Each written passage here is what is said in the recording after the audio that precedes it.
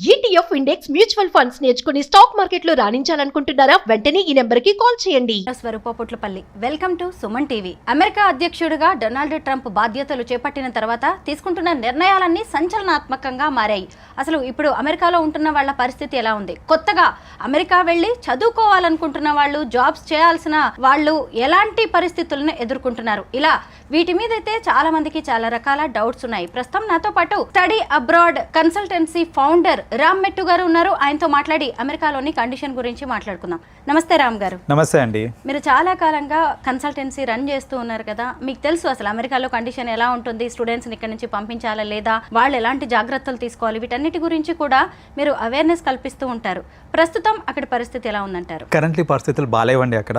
అయితే especially illegal immigrants ఎవరైతే ఉంటారో లేదా డాక్యుమెంట్స్ లేకుండా ఎవరైతే ఇమిగ్రేట్ అయి ఉన్నారో వాళ్ళకి ప్రాబ్లమ్స్ ఎక్కువగా ఉన్నాయండి. అంటే చాలా మంది ఏంటంటే ఇప్పుడు ప్రాపర్ డాక్యుమెంటేషన్ తోటి స్టడీస్ కోసం వెళ్ళిన వాళ్ళు లేదా ఎంప్లాయ్మెంట్ కోసం వెళ్ళిన వాళ్ళు కూడా భయపడాల్సిన స్థితిలో ఉన్నారు కరెంట్లీ చూడాలంటే. ఇది ఎందుకు అలా అవుతుంది అని అంటే, నిన్న ఒక్కరోజు మాత్రమే ఆల్మోస్ట్ 2200 మెంబర్స్ ని వాళ్ళు పట్టుకున్నారు, ఇల్లీగల్ ఇమిగ్రెంట్స్ ని పట్టుకున్నారు వాళ్ళు.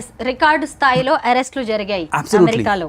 అసలు వాళ్ళ పరిస్థితి ఎంత దారుణంగా ఉందంటే చూడండి, వాళ్ళు చదువుకోవడానికో లేకపోతే ఉద్యోగం చేయడానికో ఏదో ఒకటి అక్కడికి వెళ్ళిన తర్వాత కరెంట్లీ వాళ్ళు ఫేస్ చేసే సిచ్యువేషన్ ఎలా ఉందంటే, చేతులకి బేడీలు వేసుకొని వాళ్ళని రోడ్డు మీద ఈడ్చుకుంటూ వెళ్తా ఉంటే అసలు ఎంత సెల్ఫ్ రెస్పెక్ట్ దెబ్బతింటుంది అది. వాళ్ళకి తెలిసిన వాళ్ళందరూ వాళ్ళ చుట్టాలు వీళ్ళందరి మధ్యన వాళ్ళకున్న ఆ వాల్యూ అంతా పోయినట్టే కదా అక్కడ. అండ్ సెల్ఫ్ రెస్పెక్ట్ దెబ్బతింటుంది అక్కడ. వాళ్ళకి వాళ్ళే అసలు ఇంటి నుంచి బయటికి రావాలంటే భయపడే స్థితి. ఎలా ఫీల్ అవుతున్నారంటే, ఇన్ని రోజులు గర్వంగా చెప్పుకున్నారు నేను యుఎస్లో ఉన్నాను, యుఎస్లో ఉంటున్నాను అని గర్వంగా చెప్పుకునే వాళ్ళంతా నేను ఏదో జైల్లో ఉన్నాను అనే ఫీలింగ్లో ఉన్నప్పుడు కరెంట్లీ. సో అసలు ఈ లెవెల్ రావడానికి రీజన్ ఏంటంటే, ఇమిగ్రేషన్ డిపార్ట్మెంట్, వాళ్ళది ఒక ఇమిగ్రేషన్ డిపార్ట్మెంట్ ఉందండి. ఆ డిపార్ట్మెంట్ ఇలా డాక్యుమెంట్స్ లేకుండా ఎవరైతే ఉంటారో వాళ్ళందరినీ ట్రేస్ అవుట్ చేసి పట్టుకొని అరెస్ట్ చేస్తున్నారు. అయితే ఇంతకు ముందు కూడా ట్రేస్ అవుట్ చేసిన వాళ్ళు చాలా మంది ఉన్నారు. ఇప్పుడు భయం దేని వల్ల వస్తుంది అని అంటే, అలా ట్రేస్ అవుట్ చేసిన వాళ్ళందరినీ వీళ్ళు ఏం చేస్తారంటే యాంకిల్ ట్రాకింగ్ అని ఒకటి ఉంటుంది వీళ్ళకి. సో యాంకిల్ ట్రాకింగ్ ఏంటంటే వాళ్ళ వివరాలన్నీ తీసుకొని, సరే ఇల్లీగల్ ఇమిగ్రెంట్స్ కానీ వీళ్ళ వల్ల మనకి ఏమీ ప్రాబ్లం లేదు అనే వాళ్ళకి నమ్మకం కుదిరింది అనుకోండి, వాళ్ళు మళ్ళీ దేశాలకు వెనక్కి పంపించట్లేదు, వాళ్ళని ఉంచుతున్నారు, కానీ యాంకిల్ ట్రాకింగ్ చేస్తున్నారు. యాంకిల్ ట్రాకింగ్ ఏంటంటే వీళ్ళు అసలు ఎక్కడికి వెళ్తున్నారు, ఏం చేస్తున్నారు, ఎవరితో మాట్లాడుతున్నారు, ప్రతి ఒక్కటి త్రూ సోషల్ మీడియా కానివ్వండి, వాళ్ళకి సపరేట్ అప్లికేషన్స్ ఉంటాయి, శాటిలైట్ ఇవన్నీ ఉంటాయి, సెల్ ఫోన్ మానిటరింగ్ కూడా. ఎగ్జాక్ట్లీ, సెల్ ఫోన్ మానిటరింగ్ ఇవన్నీ చేసుకుంటూ ఏంటంటే వాళ్ళ కదలికలన్నీ వాళ్ళు చూసుకుంటున్నారు. అయితే అలా ఇంతకుముందు అరెస్ట్ అయ్యి అలా వాళ్ళని మళ్ళీ వాళ్ళ దేశానికి వెనక్కి పంపించకుండా ఇన్ని రోజులు చూసుకున్నారు. కానీ కరెంట్లీ ఇప్పుడు ఏమవుతుందంటే, అలాంటి వాళ్ళని కూడా పిలిపించి అరెస్ట్ చేసే పరిస్థితికి వచ్చిందనమాట ఇప్పుడు. సో అలా అరెస్ట్ చేయడం వల్ల ఏంటంటే జనాలకి భయం పట్టుకుంది. అంటే అరెస్ట్ చేసి వెనక్కి పంపించేస్తున్నారు, ఇంకా మనకి లైఫ్ ఏంటి, ఫ్యూచర్ ఏంటి, ఎన్నో కోట్లు ఖర్చు పెట్టుకొని వచ్చి ఉంటారండి వాళ్ళందరూ. ఇప్పుడు ఏంటంటే చదువుకోవడానికన్నా కానివ్వండి, లేకపోతే అలా ఇల్లీగల్గా రావడానికి కొన్ని కన్సల్టెన్సీస్కి వాటికి వీటికి వీళ్ళు ఏం చేస్తారంటే థర్డ్ పర్సన్స్కి అమౌంట్ ఇచ్చి వెళ్ళుంటారు. సో ఇప్పుడు ఆ అమౌంట్ రాబట్టుకుందామనే లోపే అరెస్ట్ అయ్యి మళ్ళీ వెనక్కి వచ్చేస్తామనే బాధ, భయం ఇవన్నీ అక్కడ జనాల్లో ఉన్నాయి కరెంట్లీ. ఇంకా ఇంకొక యాంగిల్ చూస్తే అండి, అన్ని డాక్యుమెంట్స్ పర్ఫెక్ట్గా ఉండి వెళ్ళిన వాళ్ళు కూడా అసలు బయటికి రావాలంటే భయపడుతున్నారు. ఎందుకంటే వాళ్ళకి జరిగే ప్రొఫైలింగ్ కానివ్వండి, స్క్రీనింగ్ కానివ్వండి, ఇవన్నీ కూడా ఒక నెక్స్ట్ లెవెల్ స్క్రీనింగ్ జరుగుతుంది. ఇంతకుముందు వీసా ఇంటర్వ్యూస్, అంటే ఇక్కడ నుంచి యూఎస్కి వెళ్ళాలంటే వీసా ఇంటర్వ్యూస్లో జనరల్ క్వశ్చన్స్ అడిగేటోళ్ళు వాళ్ళు. లైక్ ఎందుకు వెళ్దాం అనుకుంటున్నావు, యూఎస్కి ఎందుకు వెళ్దాం అనుకుంటున్నావు, నీ క్వాలిఫికేషన్ ఏంటి, ఏ కంపెనీలో పనిచేద్దాం అనుకుంటున్నావు, లేకపోతే ఏ యూనివర్సిటీలో చదువుదాం అనుకుంటున్నావు, ఈ క్వశ్చన్స్ ఉంటాయి. కరెంట్లీ ఇప్పుడు ఏంటంటే సోషల్ మీడియా ప్రొఫైలింగ్ కూడా జరుగుతుంది. సో వాళ్ళ సోషల్ మీడియా హ్యాండిల్స్ ఏంటి, దాంట్లో వాళ్ళు ఎలాంటి పోస్టులు పెడుతున్నారు, అవన్నీ ఓకేనా, లేకపోతే ఏదన్నా అంటే వాళ్ళ మైండ్ సెట్ ఎలా ఉంది, వాళ్ళ యాటిట్యూడ్స్ ఎట్లా ఉన్నాయి, ఇవన్నీ తెలుసుకోవడానికి ఏంటంటే కరెంట్లీ ఇప్పుడు యుఎస్ గవర్నమెంట్ వాళ్ళ సోషల్ మీడియా అకౌంట్స్ ని ప్రొఫైలింగ్ చేస్తా ఉంది. ఎస్ రామ్ గారు, మనం సోషల్ మీడియా వెట్టింగ్ గురించి మాట్లాడుకోవాలి. అసలు ఒక స్టూడెంట్ కి వీసా ఇవ్వాలా వద్దా అనేది కూడా ఆన్లైన్ లో వాళ్ళ యాక్టివిటీ ఎలా ఉంది అని అఫీషియల్స్ చూసి మరీ ఇస్తున్నారు. సోషల్ మీడియా వెట్టింగ్ గురించి కూడా ఇప్పుడు బాగా టాక్ నడుస్తుంది, దాని గురించి చెప్పండి.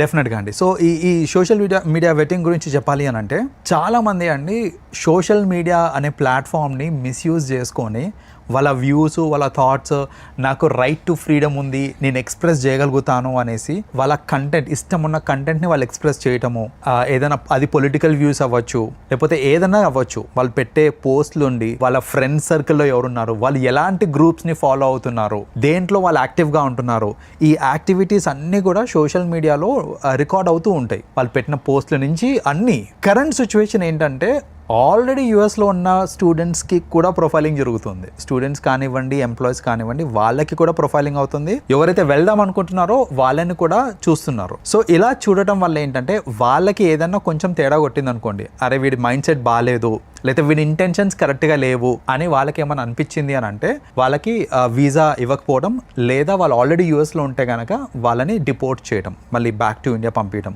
ఇలాంటి యాక్టివిటీస్ కూడా జరుగుతున్నాయి. అయితే స్టూడెంట్స్ కానీ ఎవరన్నా సరే తెలుసుకోవాల్సింది ఏంటిదనంటే, మీ సోషల్ మీడియా ఒకవేళ నార్మల్గా న్యూట్రల్గా ఉందనుకోండి, భయపడాల్సిన పని లేదు. రైట్, మీ సోషల్ మీడియాలో ఏదన్నా వ్యతిరేకంగా, అంటే మరి ఎవరికైనా వ్యతిరేకంగా ఏదన్నా రాయటం కానివ్వండి, లేకపోతే ఎనీథింగ్ విచ్ ఈస్ ఎక్స్ట్రీమ్, అలాంటి ఏదైనా పోస్టులు పెట్టారనుకోండి, పొలిటికల్ పోస్టులు ఇలాంటివి ఏమైనా ఉన్నాయనుకోండి, అవి మాత్రమే డిలీట్ చేయండి. అంతవరకు మాత్రమే డిలీట్ చేయండి. అంతేగాని కొందరు ఏం చేస్తున్నారంటే స్టూడెంట్స్ ఎందుకు వచ్చింది, ఎక్కడ వాళ్ళు మిస్టేక్ పట్టేస్తారేమో అనేసి సోషల్ మీడియా అకౌంట్స్ని డిలీట్ చేసుకుంటున్నారు, విచ్ ఈస్ వెరీ రాంగ్. మీరు సోషల్ మీడియా అకౌంటే డిలీట్ చేశారనుకోండి, మీకు ఇబ్బంది ఏమొస్తుందంటే, మీ సోషల్ మీడియా అకౌంట్ చెప్పండి అని అన్నప్పుడు no I don't use it, లేకపోతే నాకు లేదు అని చెప్పారనుకోండి, వాళ్ళకి డౌట్ క్రియేట్ అవుతుంది.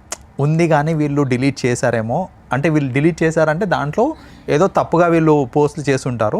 So let us not consider him అన్నట్టు ఒక నెగటివ్ ఇంప్రెషన్ క్రియేట్ అయిపోయి మొత్తానికే మోసం వచ్చే ఛాన్సెస్ ఉంటాయి. కాబట్టి అకౌంట్స్ డిలీట్ చేయకండి. అకౌంట్స్లో ఏదైనా విపరీతంగా ఏమైనా రాసున్న పోస్టులు కానీ, పొలిటికలీ వ్యతిరేకంగా ఏమైనా రాసున్నారు, లేదా యూఎస్కి వ్యతిరేకంగా ఏమైనా రాసున్నారంటే అవిటిని మాత్రమే తొలగించండి. అన్నిటినీ డిలీట్ చేయాల్సిన అవసరం లేదు. అలా చేయటం వల్ల అన్నిటినీ ఒకవేళ డిలీట్ చేయడము, లేదా అసలు అకౌంటే డిలీట్ చేయడం చేస్తే కనుక ఖచ్చితంగా అది ఇంకా మేలు కంటే కీడు ఎక్కువ చేస్తుంది. కరెక్టే.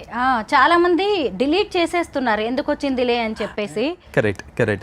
అయితే మీ దగ్గరకు కూడా చాలా మంది స్టూడెంట్స్ వస్తూ ఉంటారు కదా, వాళ్ళకి మీరు ఏం చెప్తున్నారు? ఇప్పుడు నాకు జనరల్గా వచ్చే ఒక క్వశ్చన్ ఏంటంటే, అసలు యూఎస్కి వెళ్ళడానికి ఇది రైట్ టైమా? యూఎస్ అనేది చాలా మందికి అబ్రాడ్ వెళ్ళి చదువుకోవాలనే కోరిక ఉంటుంది. సో నేను అబ్రాడ్కి వెళ్ళి ఈ టైంలో చదవడం కరెక్టా, లేకపోతే ఆగిపోమంటారా, లేకపోతే వేరే దేశానికి వెళ్ళమంటారా? ఈ క్వశ్చన్స్ ఎక్కువ వస్తున్నాయి నాకు ఈ మధ్యన. అయితే ఇక్కడ ఒక సింపుల్ అనాలిసిస్ అండి. మీరు డాక్యుమెంట్స్ అన్నీ పర్ఫెక్ట్గా ఉన్నాయి, మీ సోషల్ మీడియా క్లీన్ ఉంది, రైట్, మీరు ఏం తప్పు చేయలేదు, చేయబోరు కూడా అని అంటే భయపడాల్సిన అవసరం లేదు. ఇక్కడ యూఎస్లో మార్కెట్ కూడా అంత బాగాలేదు కదా అని అంటే దానికి ఆన్సర్ ఏంటంటే, ఎస్, ఖచ్చితంగా యూఎస్లో మార్కెట్, జాబ్ మార్కెట్ అనేది ఇప్పుడు బాగాలేదు. కానీ మీరు చదువుకోవడానికి వెళ్తున్నారు అనుకోండి, మీకు 2 బెనిఫిట్స్ ఉన్నాయి. ఈ టైంలో యూఎస్కి వెళ్తే 2 బెనిఫిట్స్ ఉన్నాయి. బెనిఫిట్ నెంబర్ 1 ఏంటంటే, ఈ టైంలో చాలా మంది వెళ్ళట్లేదు కాబట్టి మీకు వీసా వచ్చే ఛాన్స్ ఎక్కువ, అంటే వీసా యాక్సెప్టెన్స్ ఛాన్స్ ఎక్కువ ఉంటుంది మీకు.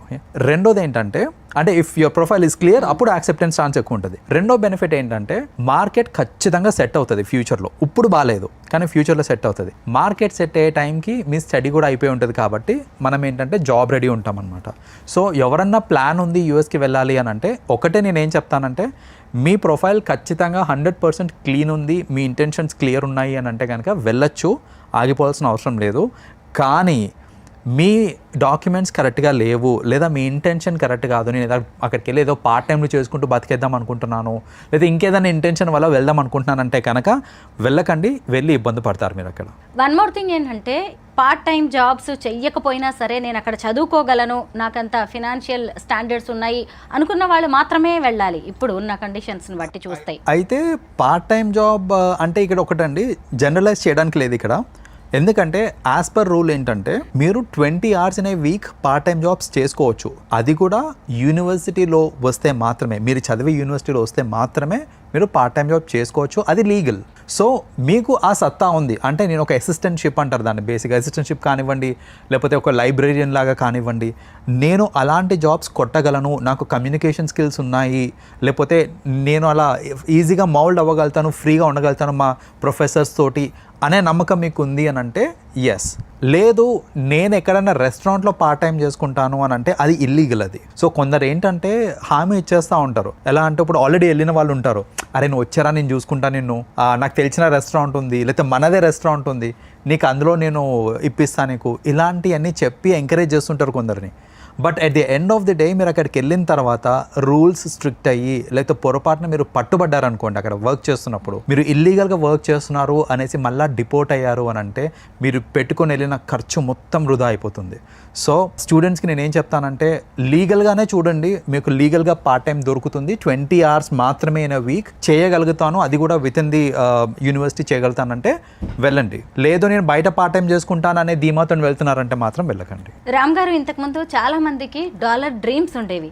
ఇప్పుడు అమెరికా కళలన్నీ కళ్ళలైపోతున్నాయి. అమెరికా వెళ్ళాలంటే కూడా 1కి 10 సార్లు ఆలోచించుకోవాల్సిన పరిస్థితి వచ్చింది. మీరు ట్రంప్కి ముందు కూడా చూశారు, ఇక్కడ నుంచి స్టూడెంట్స్ వెళ్ళడం, అలాగే జాబ్ కోసం వెళ్ళడం. ఇప్పుడు చూస్తున్నారు ఇక్కడ సిచ్యుయేషన్ ఎలా ఉంది, అక్కడ ఎలా ఉంది అని. అంటే అప్పటి నంబర్కి ఇప్పటి నంబర్కి ఏమైనా తేడా కనిపిస్తుందా మీకు? చాలా తేడా ఉందండి. ఇంతకు ముందు ఏంటంటే ఈ రూల్స్ అని ఇంత స్ట్రిక్ట్ ఉండేవి కావు. సో ఇంత స్ట్రిక్ట్ లేనప్పుడు ఏంటంటే స్టూడెంట్స్ అట్లా అక్కడికి వెళ్ళి చదివేటప్పుడే పార్ట్ టైం చేసుకోవడము.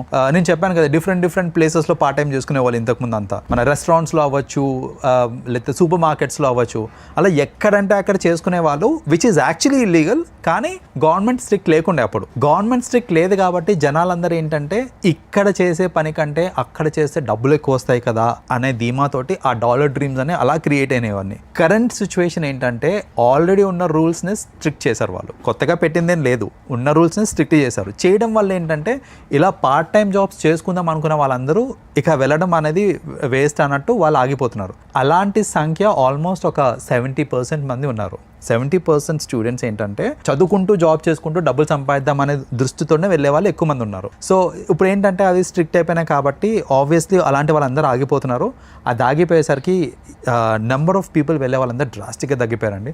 చెప్పాలంటే అంతకుముందు వెళ్ళే దాని మీద ఇప్పుడు ఒక 30% వెళ్తున్నారు అంతే యూఎస్కి. మరి అమెరికాకి ఆల్టర్నేటివ్ ఏంటంటారు? మనకి వేరే అదర్ కంట్రీస్ కూడా ఉన్నాయండి. ఇప్పుడు యూఎస్ అంటే it all depends on me intention ఏంటిది అనేసి. నేను సెటిల్మెంట్ కోసం వెళ్దాం అనుకుంటున్నాను అని అనుకుంటే మీరు యూఎస్ ఒకటే కాదు, మెనీ కంట్రీస్ ఉన్నాయి సెటిల్మెంట్కి. ఆస్ట్రేలియా ఉంది, కెనడా ఉంది, అఫ్ కోర్స్ యూకేలో మార్కెట్ అంత లేదు. So I will not take the name of UK because currently అక్కడ మార్కెట్ ఏం బాగాలేదు. బట్ మీకు ఆస్ట్రేలియా ఉంది, న్యూజిలాండ్ ఉంది, we have other countries. So మీరు క్వాలిటీ ఆఫ్ ఎడ్యుకేషన్ చూస్తున్నారా, క్వాలిటీ ఆఫ్ లైఫ్ చూస్తున్నారా, సెటిల్మెంట్ చూస్తున్నారా, డబ్బులు చూస్తున్నారా, మీకు ఏం కావాలి అనే దాని మీద మీరు అదర్ కంట్రీస్ని ప్రయారిటీస్ కింద తీసుకోవచ్చు. Like because at the end of the day currently market బాగాలేదు యూఎస్లో. బట్ ఆలోచించాల్సింది ఏంటంటే ఫ్యూచర్లో ఖచ్చితంగా మళ్ళీ రాణిస్తుంది. ఇవన్నిటిని దృష్టిలో పెట్టుకొని నిజంగా అంటే ఒక స్టూడెంట్ ప్రొఫైల్ ఏముంటుందో చూసుకొని ఆ ప్రొఫైల్కి తగ్గట్టు కంట్రీస్ని సెలెక్ట్ చేసుకుంటే బెటర్. ఒకప్పుడు మన నాలెడ్జ్ అంతా కూడా అమెరికాకి మైగ్రేట్ అయిపోతూ ఉంటుంది. ఒక రకంగా మైగ్రెంట్స్తోనే ఆ కంట్రీ అనేది ఫామ్ అయింది, మనందరికీ తెలిసిందే. అయితే ఈ టైంలో ఇప్పుడు చాలామంది అమెరికా వెళ్ళడానికి ఆలోచిస్తున్నారు కాబట్టే మన కేంద్ర ప్రభుత్వం కావచ్చు, మన రాష్ట్ర ప్రభుత్వాలు ఎలాంటి జాగ్రత్తలు తీసుకొని మన వాళ్ళకి ఇక్కడే మంచి ఆపర్చునిటీస్ కల్పిస్తే మంచిదంటారు? యాక్చువల్లీ ఇక్కడ ఆపర్చునిటీస్ కల్పిస్తే ఖచ్చితంగా మన వాళ్ళు ఉంటారండి. కాకపోతే ఇక్కడ ప్రాబ్లం ఏంటంటే the end of the day మీరు ఎంత టాలెంటెడ్ అన్నా సరే మీ శాలరీ రూపీస్లో వస్తుంది, అక్కడ ఏంటంటే శాలరీ డాలర్స్లో వస్తుంది. సో ఆ మ్యాచింగ్ అనేది కష్టం. ఇప్పుడు నేను అక్కడికి వెళ్ళి చేస్తే నాకు వచ్చే అమౌంట్ ఏదైతే ఉందో ఆ అమౌంట్ ఇక్కడ మ్యాచ్ చేయడం అనేది కొంచెం కష్టం. జనరల్గా ఏంటంటే ఆ మిస్ మ్యాచ్ వల్ల చాలా మంది ఇక్కడ నుంచి యూఎస్కి వెళ్ళిపోతూ ఉంటారు. All we can do is improve చేయొచ్చు, మేబీ ఇంకా ఆ పే స్కేల్స్ అని కొంచెం ఇంక్రీజ్ చేయడం లాంటివి చేయొచ్చు. But at the end of the day ఇదంతా ఒక ప్రైవేట్ ఆర్గనైజేషన్ మీద నడుస్తూ ఉంటుంది కాబట్టి గవర్నమెంట్ పెద్దగా ఇన్వాల్వ్ అవ్వడం అంతా కుదరకపోవచ్చు. బట్ మీరు ఇందాక అన్నట్టు ఐటీ కంపెనీస్ ని చాలా ఎస్టాబ్లిష్ చేయొచ్చు. ఐటీ ఇప్పుడు మనకి మన వాళ్ళకి ఇక్కడ జాబ్స్ రాక కాదండి, అక్కడ శాలరీలు ఎక్కువ ఉంటాయని మన వాళ్ళు వెళ్తా ఉంటారు. లైఫ్ స్టైల్ కూడా బాగుంటుంది, అమెరికాలో ఉంటున్నాం అని చెప్పుకోవడం ఒక ప్రౌడ్ స్టేటస్ సింబల్. ఇదంతా ఇంతకు ముందు. ఇప్పుడు కరెంట్లీ అక్కడ ఉన్న వాళ్ళు అక్కడ గ్రీన్ కార్డ్ హోల్డర్స్ కూడా ఇక్కడ వేస్తే ఇంకా వచ్చేద్దామనే స్టేట్లో కూడా ఉన్నారు కొందరు. సో అలాంటి సిచ్యువేషన్స్ ఫేస్ అవుతున్నారు. బట్ ఎస్, ఇదంతా టెంపరీ సిచ్యువేషన్స్, ఇవి మారుతాయి, కొంచెం ఓపిక పట్టాలి. లేదు ఇండియాలోనే బాగుంటుంది అని మీరు అనుకుంటున్నారంటే ఆల్రెడీ అక్కడ నుంచి వచ్చేయాలనుకుంటే వచ్చేసి అది పర్సనల్ కాల్ అది. బట్ అసలు ఇంత దారుణంగా ఇంత స్ట్రిక్ట్ చేయడానికి ఇంకొక మేజర్ రీజన్ ఏంటంటే కొలరాడోలో రీసెంట్గా ఒక ఇష్యూ అయిందండి. లైక్ కొంచెం అటాక్స్ అవి అయినాయి. అది కూడా ఎవరి వల్ల అయినాయి అంటే ఇట్లా ఇల్లీగల్ ఇమిగ్రెంట్స్ వల్లనే అయినాయి. సో ఆ అటాక్స్ని బేస్ చేసుకొని ఇప్పుడు ఏం చేస్తున్నారంటే ఇదంతా ఇల్లీగల్ ఇమిగ్రెంట్స్ వల్ల మనకి సెక్యూరిటీ ఇష్యూస్ వస్తున్నాయి అని దాన్ని ఆసరాగా తీసుకొని ఇప్పుడు ఈ చర్నింగ్ అవుట్ ఎగ్జాక్ట్లీ ఫిల్టరేషన్ అంతా దానివల్ల అవుతుంది అనమాట ఇప్పుడు. రామ్ గారు, ట్రంప్ కి అలాగే హార్వర్డ్ యూనివర్సిటీకి మధ్య కూడా కోల్డ్ వార్ జరుగుతోంది. ఎగ్జాక్ట్లీ దాని గురించి కూడా డిస్కస్ చేయాల్సిందే. సో ఇప్పుడు చాలా మంది ఏంటంటే హార్వర్డ్ యూనివర్సిటీ అనేది ఒక డ్రీమ్ యూనివర్సిటీ లాగా పెట్టుకొని అక్కడికి వెళ్దామని అనుకుంటారు. కానీ ఆ హార్వర్డ్ యూనివర్సిటీ మేనేజ్మెంట్ కి ఇంకా ట్రంప్ కి they are not in good terms. వాళ్ళకి పడట్లేదు. ఆయన ట్రంప్ ఎట్లా అంటే ఇంకా హిట్లర్ టైప్, నేను నా మాట ఏ శాసనం ఇంకా నేను చెప్పిందే వినాలి అనే టైప్. సో అక్కడ బేసిక్గా ఏంటంటే హార్వర్డ్ యూనివర్సిటీ అనేది చాలా ప్రెస్టీజియస్ యూనివర్సిటీ, నీ మాట నేనేది ఏంది అన్నట్టు బేసిక్గా వాళ్ళకి మిస్అండర్స్టాండింగ్ అయితే ఉంది. గుడ్ టర్మ్స్ లేకపోవడం వల్ల ట్రంప్ ఇచ్చిన ఒక డిక్లరేషన్ ఏంటంటే హార్వర్డ్ యూనివర్సిటీకి ఎవరైనా వెళ్తున్నారు అని అంటే వాళ్ళకి వీసా గ్రాంటింగ్ అనేది మేము ఇవ్వము, లిమిట్ చేసేస్తాం. లేదా వీసా ఇచ్చినా కూడా దానికి వాళ్ళకి ఇచ్చే ఫెసిలిటీస్ కానీ వాళ్ళకి ఇచ్చే ఆప్షన్స్ ఏవైతే ఉంటాయో అవన్నిటిని కూడా రెస్ట్రిక్ట్ చేసేస్తాం అన్నట్టు ఒక స్టేట్మెంట్ రిలీజ్ చేశారనమాట. సో ఇప్పుడు ఏంటంటే హార్వర్డ్ యూనివర్సిటీ అంత ప్రెస్టీజియస్ యూనివర్సిటీకి వెళ్ళి చదవాలన్నా కూడా ఆలోచిస్తున్నారు జనాలు ఇప్పుడు. సో ఇది కూడా జరిగింది. అది బేసిక్గా నాకు తెలిసి at the end of the day set అవుతుంది అది కూడా. కానీ we have to leave it to time. Current situation అయితే బాగాలేదు. హార్వర్డ్ యూనివర్సిటీకి ఎవరైనా వెళ్దాం అనుకుంటారంటే కనుక ఆలోచించండి ఒకసారి. బికాస్ మీ వీసా స్టేటస్ కానివ్వండి ఇవన్నీ కూడా కొంచెం లిమిట్ చేసి ఇస్తూ ఉంటారు అనమాట మనకి. మీరు అన్నది కూడా కరెక్టే. ఇదంతా టెంపరరీ. తన మార్కు చూపించడానికి డొనాల్డ్ ట్రంప్ ట్రై చేస్తున్నాడు. అలాగే రోమ్ వెళ్ళినప్పుడు రోమన్ లా ఉండాలని ఎలా చెప్తారో, అమెరికా వెళ్ళాలి అనుకుంటే ఖచ్చితంగా అక్కడ రూల్స్ పాటించాల్సిందే. వాళ్ళకి ఇవ్వాల్సిన డాక్యుమెంట్స్ వాళ్ళకి ఇవ్వాల్సిందే. క్లీన్ ఇమేజ్ తో వెళ్తేనే మంచిది. అమెరికానే కాదు ఎక్కడికైనా అదే మంచిది. Thank you so much Ram గారు. You're welcome అండి.